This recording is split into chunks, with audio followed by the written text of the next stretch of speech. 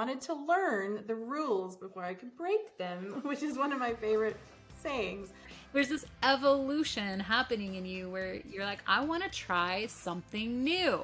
I distracted myself with something that I absolutely loved, and it was almost like it just automatically, everything calmed down, and I could all of a sudden the next day get up and be refreshed.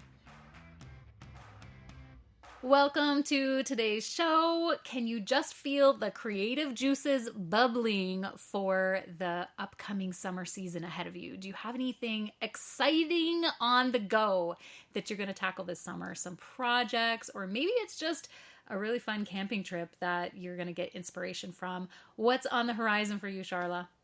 Sunshine. Sunshine with a capital S, sunshine. That is like so inspiring to have like hot sun coming down, vitamin D, bringing energy and life after what I think is the longest, darkest, dreariest winter of the Okanagan. And I just cannot wait to see what summer comes. I find, you go for us in Canada, we have long winters, or we have winter, we have all the seasons, but we have winter. And when summer comes, like everyone goes outside, everyone comes to life. We live in a beautiful area that lots of people want to come visit. And we've already had lots of visitors.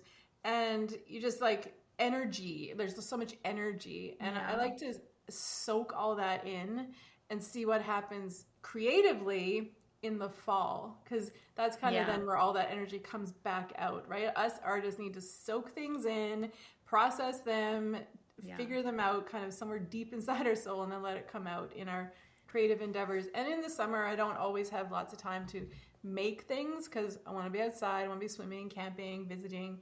But in the fall, that's when all that will come out. So I'm just excited to soak it in.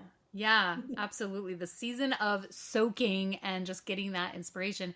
It's so true. I know that, for myself as an artist, I need to be out in the nature and just letting it ruminate, and then the ideas start to bubble and the new creative juices start flowing.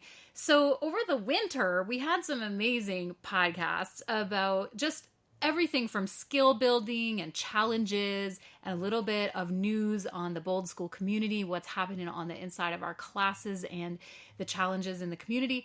I feel like we've just delivered so much good, meaty content that someone could be listening to all of these podcasts and really growing their skill as an artist. But you and I got talking about how in order to really grow our skills, to get better as artists, we also need to give ourselves this space and time to just explore. And I remember that when we talked about exploring, it sprung up our hobby episode, which was before Christmas. And it was an episode where, you got challenged about the mindset of hobby being a dirty word. And it was something that you didn't want anything to do with because you're a professional artist, and you felt like the word hobby oftentimes minimizes our skill building and our abilities. And so we talked that through, and it was really interesting because since then you have really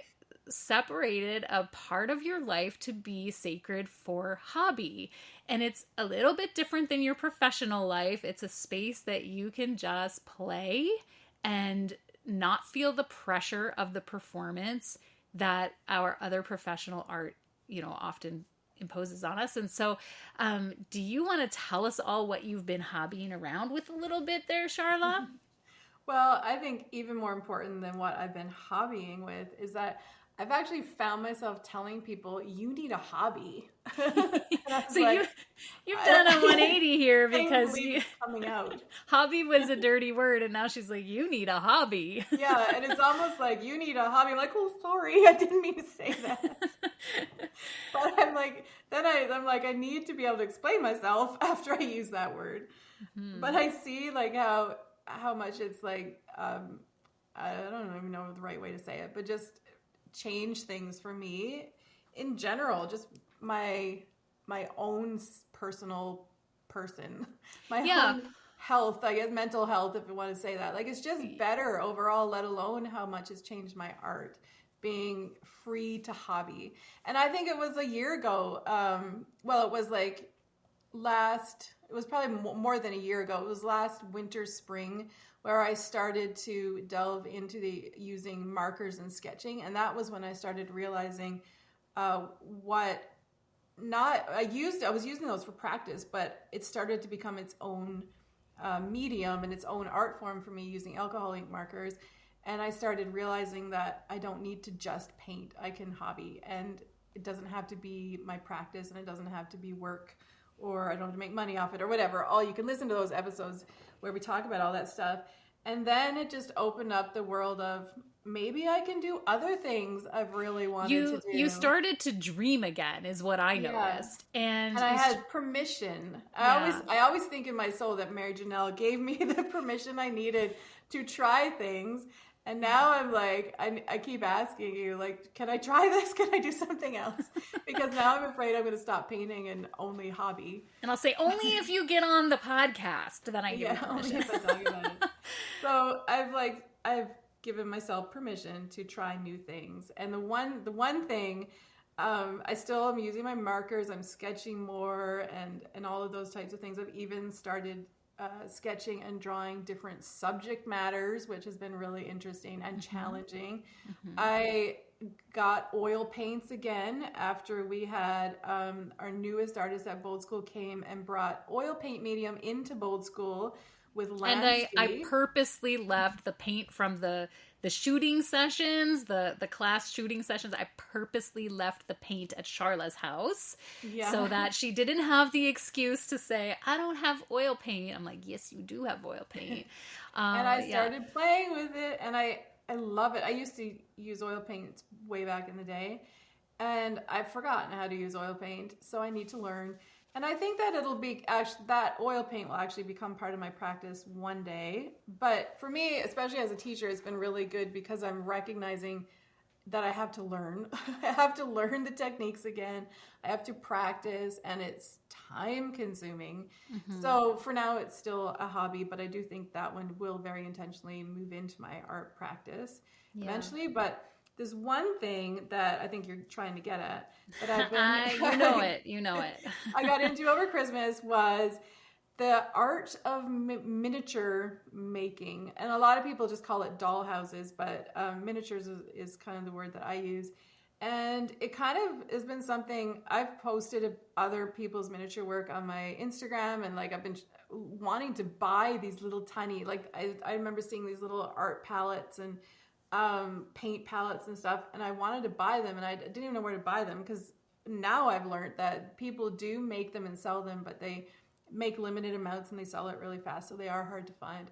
But I've been posting about them for a couple of years and didn't think I would ever consider making them. And then, so every Christmas, I'm trying to do this quickly, every Christmas we get our kids. We've got 3 boys. It's okay. I know everyone is fascinated right now. So the evolution. Tell us the story. How did this evolve? Because, you know, you are a master at bold color portraits, and then you've had this whole transformation of understanding you needed some sacred hobby just to refresh your creative soul. And then over here, there's this evolution happening in you where you're like, I want to try something new. And so that's what started happening. I want to do something new. Yeah, that's exactly it. And I didn't know how, and miniatures wasn't in my conscious thought. But I was, I guess right before Christmas, people ramp up their social media advertising, and these little miniature kits were being advertised, and my phone probably heard me talking about it at some point, or knew that I posted stuff on Instagram. So it showed me these little kits. And then I was thinking, Christmas is coming. What am I going to do with my kids? And I'm buying them Lego sets. And we always sit around after Christmas and put together Legos, but they're all old enough now that they want to put together their own Lego sets. And I miss doing it with them. I used to do it for them, then I did it with them. And now they don't want me touching their Lego sets. So I was like, what am I going to do while they're all putting together their Lego sets? And I'm going to be all sad because I don't have a Lego set. And then the miniature kit came up. The internet read my mind and showed me these miniature kits. And I was like, I just wonder if I could buy one and put it together. Yeah, so, I knew that you had a fascination with miniatures because I dollhoused when I was little, and I have all of these, just really precious heirlooms in my family of these dollhouse furniture pieces that I still have, and I've shown you pieces and you were fascinated by them. And so what's really interesting is those same miniature kits had popped up on my computer, and I sent it to you as a screenshot and said, look at this, Charla. And you said, funny, I just ordered one of those for myself. And so, you know, it was just like somehow I knew that you needed to do miniatures. Yeah, maybe it was our conversation and our phones listened to our conversation. And that's why it showed us those little kits. I don't know. I was thankful. I'm thankful for the algorithm that reads what I want and shows it to me. So can you show us all here on YouTube what you put together over Christmas? And I need you all to know that when Charla's miniaturing, she goes MIA. So I didn't hear from her for quite a long time because she was busy doing this. How about you show the screen? Yeah, so I bought this little kit and opened it up. I bought it for myself. I didn't wrap it, but I bought it for myself. And I got it open on Christmas Day. And I sat down at the dining room table and I literally only moved for Christmas dinner. And for like events we had over the break, I worked for probably 2 full weeks, night and day on this thing. Yeah, she did. Yeah, she did. Way more work than I thought. But see, it's a little greenhouse, and I love plants. I've got plants in my studio, I've got plants in our living room, and I love plants. So I was like, this one would look really cool, like sitting in with my plants. And that's where I put it. It's even got a little light. So it's a kit. I didn't make any of this up on my own. I had to put it all together, though, and it's all... See the little light? It's so cute. So sweet. So rotate it a little so we see in the sides of... like the side of the greenhouse, because it's just so intricate and every little thing in there, it didn't come pre-assembled. Like Charla assembled all that. Yeah. And some of it you made up yourself, you said. So like the plant in the corner, didn't you make that one up yourself? This one, this big plant in the corner, I did some work on it myself, I think, because I screwed up. It's really hard to follow their directions. I screwed up a lot, actually. But this one, I pretty much just did what they said for me to do because I wanted to just see how it all worked. I wanted to learn the rules before I could break them, which is one of my favorite sayings. I learned all the rules of miniature making and learned how they use, a lot of like beads. They'll collect, a lot of miniatures will collect beads and like this is like a twine, and they collect all these things together to make these items themselves and make them all and design them all themselves. So I had to learn all of those things. Like inside there's little shovels and little water containers and books, and there's like a water tap. There's so many tiny little details. I just absolutely love it. It's so fun. Okay, so I just have to interject here because I hear a whole lesson for artists going on, and especially our bold school artists that are on the inside of our community learning painting and learning Charla's process of painting. I hear you saying you've got to learn these rules. You've got to put the time into following maybe someone else's process before you can break out into your own style and process. And it's really important to spend that time in training, which is what we do inside of Old School. And it's what our mentors are always doing with our artists. But from that point, Charla, that you had that little mini greenhouse, you took everything you learned. And I want you to show us here on YouTube what you made from your own imagination with your own skills.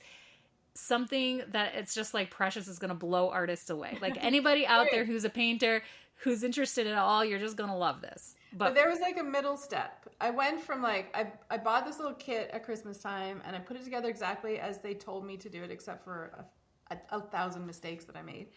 And then I decided, at first, my whole reason for buying it was just to have something to do at Christmas with my kids while they were putting together the Lego sets. They put their Lego sets together. They left. I didn't see them most of Christmas because I was putting this together by myself. But then I decided, or I thought I would just buy another one next Christmas, and that would just be my fun little thing. But when my kit was done, I was like, I need to do more of this. And I researched kind of what the tools and all the things I would need to get. So I decided to buy another kit, and what I was seeing on YouTube, because I was watching a lot of YouTubers, was that they would buy kits and customize them. And I thought, okay, that could be a next step of learning. So instead of buying everything and doing it from scratch, I could learn to customize a kit. And that way I'll learn, like you could make your own wood floors and you could make your own tools to put inside and you could paint the furniture, add art, whatever, those types of things. So I did that. That was my first, or that was my second step. Okay, so your second step was customizing what you learned. So this is another kit. That is so precious. Vintage trailer camper. And it's a kit. So the structure of the trailer came, the trailer was pink with silver, just as you see it here. But then I made the barbecue. It came with the barbecue, but I didn't like it. So I made my own barbecue, and I purchased, the tools that I would need to make the barbecue and like the silver papers. So I would have that. On here is probably hard to see, but there's like this little iron frying pan. I learned how to make that one myself. So there's little things like that. So precious. So the silver on your barbecue, because I remember we were at Opus picking up some art supplies for one of the Bold School classes, and you saw a silver paint pen marker. Did you use that or no? No, this is tape. It's like a big roll of silver tape. So it's really easy because it just like sticks on because it's already sticky. So I bought some of those things and I started learning how to do it myself. Like I messed up. I kind of used my alcohol ink markers actually to draw on here and kind of make it look dirty and used. And what else did I do? I added a ton of stuff inside. Like I made little knives and furnitures inside. It's really hard to see on here. You wouldn't be able to see. So anyways, the idea was just that I made the kit. If you search this kit, it'll look very similar to this, slightly different. And I just decided to customize things just to see how far I could push it myself and get to know some of the tools I would need to use without having to do it from scratch. Because from scratch is just a million other things. Okay, so step 1, you followed the rules. Step 2, you followed the majority of the rules, stepping out, testing some things on your own. Step 3... I went on Amazon and to my local craft store and bought every miniature tool known to man. She sure did. Which was only and Charla has a huge dining room table, and this took over that huge dining room table. It took 100%. Every square inch was covered with miniature making supplies. Just a quick note here in this podcast to ask you if you're ever frustrated mixing your paint colors. Do you feel like you just end up with mud and you need help? If that's the case, you're going to be thrilled to know that boldschool.com offers a learning path that's dedicated to color theory. It's called the Color Path, and it will transform your eye and skills as an artist to know, understand, and mix colors. Check it out on our website. Our classes and community are here to support you and mentor you, not only in growing your skills, but in becoming a wholehearted artist. Now, back to the show. Yeah, and what's funny is that the table would be a mess, but you'd have to look for the miniature thing that I was making out of all of these tools. I've since moved it into my studio. But from there, I made a bunch of different little things and learned lots, but I'm going to show you the one that I love the most, that I designed it from scratch and made it all on my own. And it's a little miniature easel. You can see how these things actually lift and move. And this thing, I'll probably break it now. They're very fragile, even if they do function. So this moves. It completely functions. I've seen it in person, and I know that the screen of YouTube is not going to show you or do justice to how amazing this is. But even those little handles, the gold ones on the back, all turn and move. Yeah, this moves up and everything down. Functions. Now, if you tilt your head over to your right, you'll see that Charlotte made it replicate her own amazing easel. Yeah, it's hard to see it, but it is. It's almost identical. Yeah. That's so fascinating to me. Yeah, and it took me a few easels to get to this easel. But that's kind of the outcome of what I've been doing since Christmas. So it's like half a year of work. Okay, so what's happening to your professional art while you sit and explore this hobby, which Marijanel predicts won't be a hobby for too long. I think it'll go somewhere really interesting and creative in your professional life. But you've segregated it for now as a hobby time to just give yourself space to breathe, relax, do something that you've wanted to try. What is transferring from that hobby time that relaxation mode over into your professional life? What are you seeing?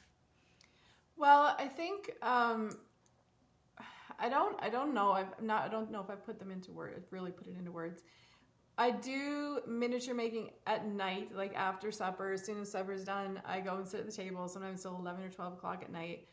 One thing I've noticed is that I haven't been that excited about making something for many, many years. I think I even talked about it here in the podcast at one time, you know, how when the kids were little, a lot of my creative work as a photographer got done at night, and I was a night owl, and I'd be up till late. I'd be up late because that was my only time to work.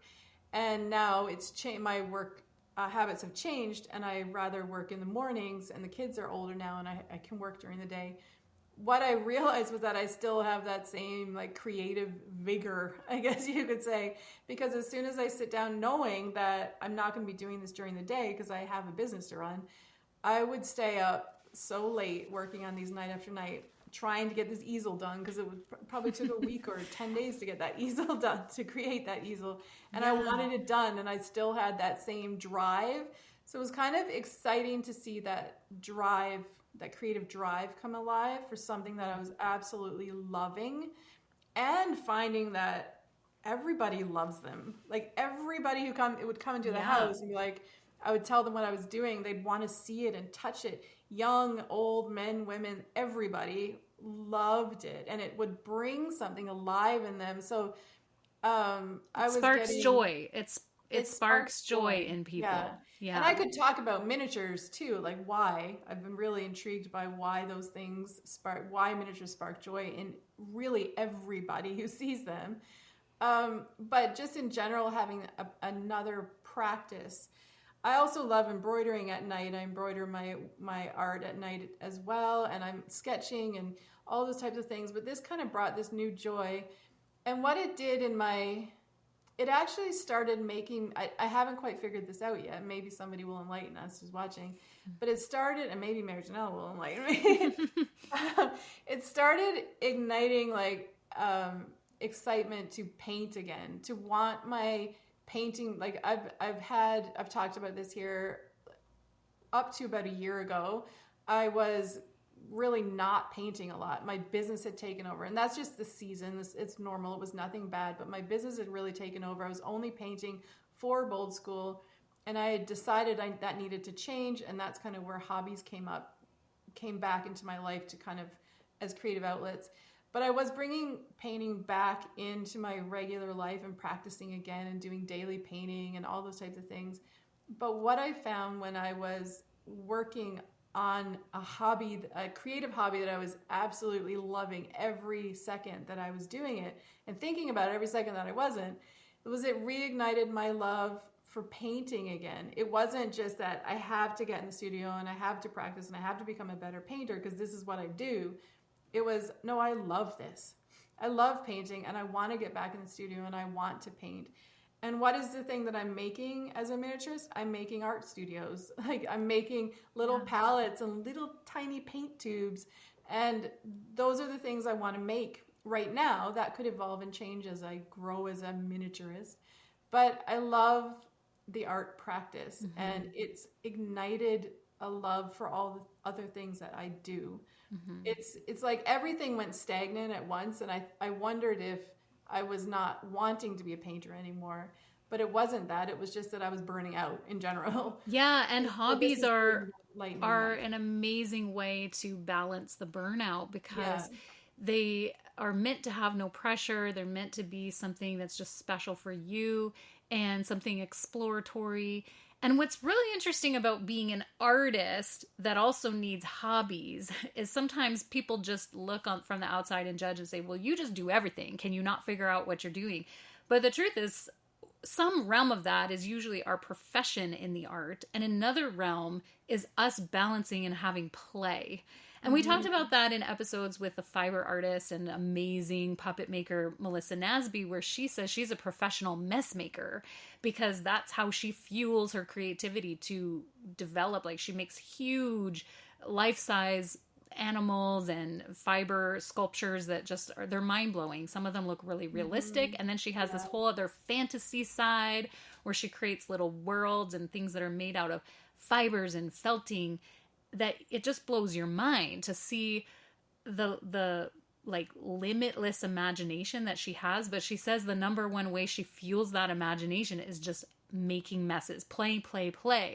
Yeah. And it's been such a good thing for our audience to hear, and even for our students to hear and know that even though we drive home skills, like at Bold School, we're all about growing your skills and becoming wholehearted, very skilled artists, there's this element of play that we need in order to not burn out. Yeah. And that whole area of giving ourselves permission to explore, which is what you've shown us an example of today. Your miniatures, you showing us your miniatures has been you showing us an example like, hey, here I am. I'm a professional artist. I run founded an online painting school called Bold School. Couldn't get that out. And here it is, so serious and so meaningful and so impactful, but you still need that element of just play and exploration to fuel your creativity. Yeah, it does. It fuels what I do during the day. And it makes me want to get my day job done so I can go back to making miniatures. But it's also like, I hate using the word mental health because it's really important, but it's like everybody's talking about mental health. But when I was like close to burnout, I realized why was just because, well, there's a million different reasons why. But one of the biggest parts of burnout is not overworking. It's not like you're working 48 hours a day. You don't even have to be working as much as normal. You could be procrastinating a lot, but it's to do with overwhelm. And the reason you get overwhelmed is usually because you're not thinking straight and you've allowed all of this stuff to come into your life. So it can become a mental overwhelm. Yeah, it's a mental overwhelm. Not necessarily. A lot of people think burnout is a physical burnout, which it can be, or it's because you're working physically too much and you're not taking breaks. But it's actually affecting your brain and your mind, and that's why you burn out, because a lot of people can work pretty hard without burning out.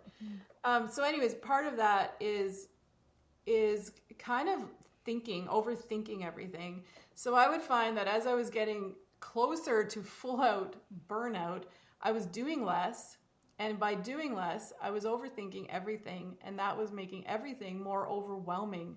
So what I find, and there's lots of outlets for this. I've heard the story now. I can understand the story. I've heard it in lots of different ways. But the hobbying, became a way for me to not overthink the overwhelm that I was feeling with everything in life at that time.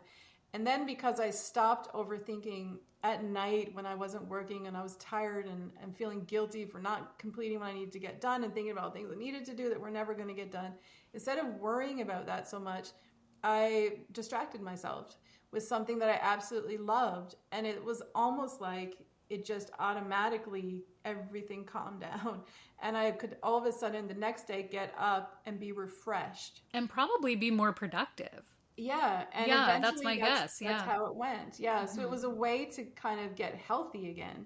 And there's lots of ways to do that. Like it could be exercise. You start like playing a sport, or you start traveling, or just getting out and socializing more. Like there's lots of ways to distract yourself from your burnout. Burnout usually happens because you're stuck in a tunnel and you have this tunnel vision and you're completely overwhelmed by everything you have going on. And as soon as you distract yourself from it, you break out of something. It's a part of dealing with burnout. It's not the only way to deal with burnout, but it's a part of it. So it helped me to have hobbies, and I feel like as long as I have something going on that I'm loving, I'll be able to get through whatever I need to get through in my daily business. And I think no matter what your life is, the daily grind of doing the same thing and the stresses that come with it, it all comes on all of us at different levels. And different ways. It's particularly hard for artists because we are such exploratory, creative people that daily grind can feel so restricting, and we can border brink on burnout all the time. And so I just need to emphasize again how important that hobby, how important that exploration really is to your mental health and well-being of being a wholehearted artist. Yeah. And Yeah. I think that's all that's really it. That's the Yeah. summary of the whole thing. So get a Yeah. hobby. Yeah. So my takeaway from today's podcast is really even just observing how you've used hobby to re-energize and refuel your business as an artist and your profession as an artist, and how Hmm. you took something that was totally new and foreign to you, like a medium that you'd never even tried before, how you stepped through a process of learning. First, following the rules. Second, breaking out of the rules a little bit, trying your own thing and customizing a little bit. And then, thirdly, getting the right tools and completely, well, like several trial and errors later, coming up with your very own design, which is exactly what we want our students at Bold School to be doing, learning from us, but Hmm. becoming their own artist. Yeah, and I think it's like I think a good lesson in there too is that it's okay even if you're a creative who likes to forge new ground. Like I don't like doing what other people are doing. I always like to be always thinking I'm a step ahead or I'm trying something that's never been done before. Or I'm creating something You're an brand new. innovator. You're an Yeah, innovator. I want to innovate. And so I stop myself from doing a lot of things because I don't know how to, like with oil painting, I have no clue how to innovate with oil painting because I get that on my brush. It doesn't do what I want to do. So I get frustrated. So it's okay. I had to give myself the permission that it's okay to buy this kit and put it together. And there's going to be a lot of people who will see that kit because they have one on their desk. And we all have the same kit. We've all done it. It's no big deal. You buy the kit, you can do it. Do exactly what I did. It is hard, but you can do it. There's nothing innovative, there's nothing really even creative in a new way. But give yourself permission to do that and see where it goes. And I had no intention of making a little art studio, but it evolved into that. But if I had started with making the art studio, I probably would have been really frustrated because You probably would have given up because you wouldn't yeah, have learned the skills that you had by doing the kit and copying the patterns. yeah, and I succeeded by copying the patterns, and it Hmm. felt really exciting, and I could see that I could do it myself. So give Yeah. yourself permission to just have fun. Like if it feels Yeah. like a craft, who cares? Like do a craft, make pom poms. I don't know. Like just give yourself permission to go and create things, even if they've been made a million times before. Yeah. It's Yeah. fun. Yeah, thank you so much for showing us inside of your miniature world and your hobby, Charla. It has been inspirational, and I hope a lot of refueling and resparking for the artists that are watching and listening, because we all need to keep our creative juices going. You know where to find us. Go to boldschool.com. Make sure you're on our newsletter list for all of the upcoming events in our classes and community that you don't want to miss out on. Find us on Instagram, Bold School Inc., and right here on the YouTube, Bold School channel. We can't wait to see you here next week. Until next time, keep creating.